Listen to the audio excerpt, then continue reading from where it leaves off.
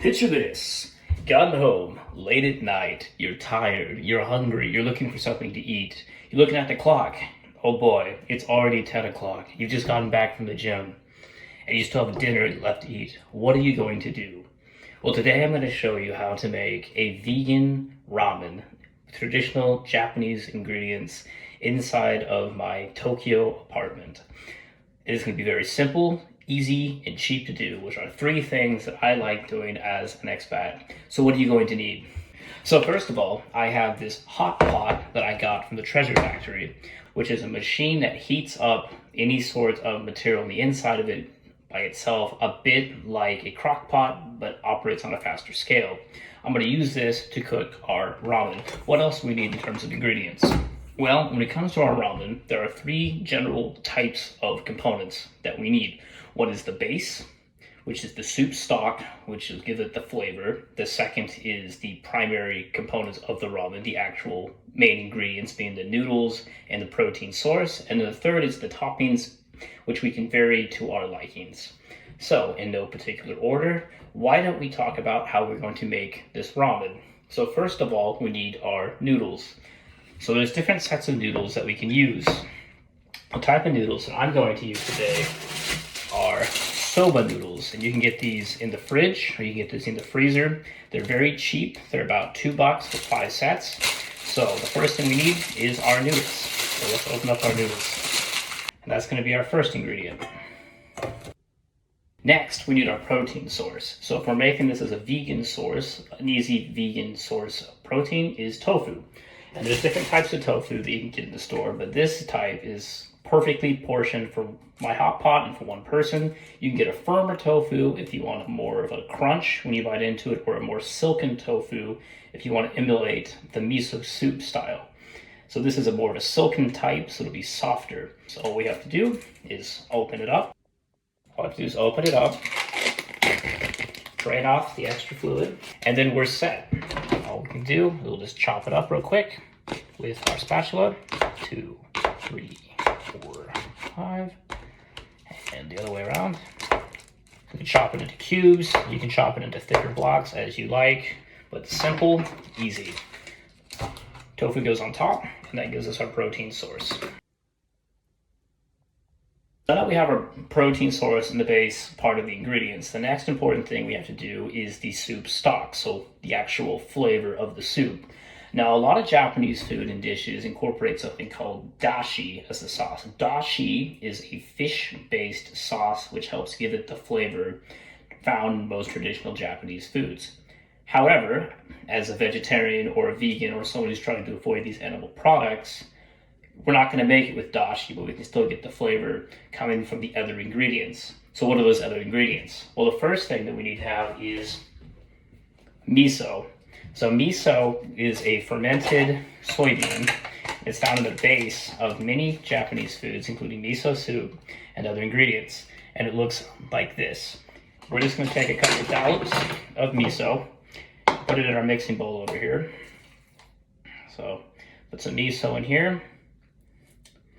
So there are different types of misos with different colors. We have a lighter miso, a yellow miso, or a red miso.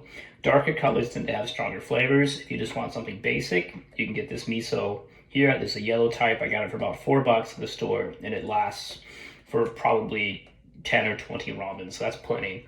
To the miso base, we're going to add some water. We're going to add about 1 cup for every tablespoon of miso that we put in there. And once we have our base to the miso, we're just going to mix it up. So we just mix it. And so, although the miso was originally a more powdery type ingredient, like a paste, when you mix it into hot water, it'll start to break up and turn into a broth. And that broth is going to have a lot of flavor, which will soak into the noodles and into the tofu to help give it the more traditional ramen flavor. So there's our base. That's miso plus water. So you could stop there and have a miso soup, but to that we're going to add a few more things. I like to add some olive oil to my miso, which helps give it some additional Western style flavor and helps with the boiling process. I'm also going to add some garlic to my miso base. And finally, I'm going to add some soy sauce. Now, just like with dashi, there's different types of soy sauce. Not all of them are vegetarian or vegan. So make sure you check your soy sauce. If, of course, you're not concerned about consuming edible products, then I would recommend getting the dashi sauce to get more of a traditional Japanese vibe. But you don't need it. And then I'm just going to mix the ingredients again. And you should be able to see our base. So our soup base is now pretty dark. So now the third main ingredient, or the one that can be more variable, which is the extra toppings. So different types of ramen have different types of topping. If you're not in the vegetarian or vegan lifestyle, you could have shrimp, fish, pork, any sorts of meats that you really want. I would just recommend to fry them first before you put them into the soup.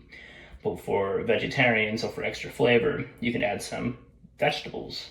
So one of the vegetables we're going to add are these bean sprouts. So they're high in protein and they taste pretty good. Although they're very crunchy now, once they cook in the ramen base for a bit, they'll become soft and add extra protein to the soup. So I'm just going to wash these off. And you can add these to taste. Now the important thing is, as with any raw ingredient, you want to make sure you cook them and don't eat them raw. So I'm going to add my bean sprouts. And another ingredient that I'm going to add are mushrooms, or kinoku. So there's different types of mushrooms. There's a lot of different types of mushrooms in Japan. I found that these little orange ones are quite tasty and work well, and they add some more color to the otherwise pale soup. So I'm going to open this and add some mushrooms. Finally, the last ingredient that I'm going to add that was for flavor is sushi nori, or seaweed. So we don't have, in this case, we don't have the fish dashi stock to help give it the flavor. But seaweed comes from the sea, so a lot of that fishy flavor will still be in the nori, even though this is a vegetarian product. So I'm just going to add a few pieces. Now that we've added the sushi nori, the last step is to add our broth on top. And we just want to make sure not to overfill it. But we're just going to try to slather all of our ingredients. Now that we've added the ingredients, the only thing left to do is to put the lid on it and plug it in. So, I will see you in about 30 minutes. And welcome back, everybody. So it's been about 30 minutes. I just got out of the bathtub, taking my traditional Japanese bath, and now it's time to eat my food. So now that the meal is finished cooking, we just want to dish it up. So I have my chai wan here, my bowl, and I want to make sure that I get my soup and I get my materials. So if you have some sort of strainer, you can get the material out. You can see, ooh, we got the noodles coming in. Looks good. Looks good. So we can dish out our meal. You also want to make sure you get some of that broth too, because that broth is going to be high in protein. You want to make sure you eat it all. So we've got our meal, we've got our food. The last thing to do is enjoy it.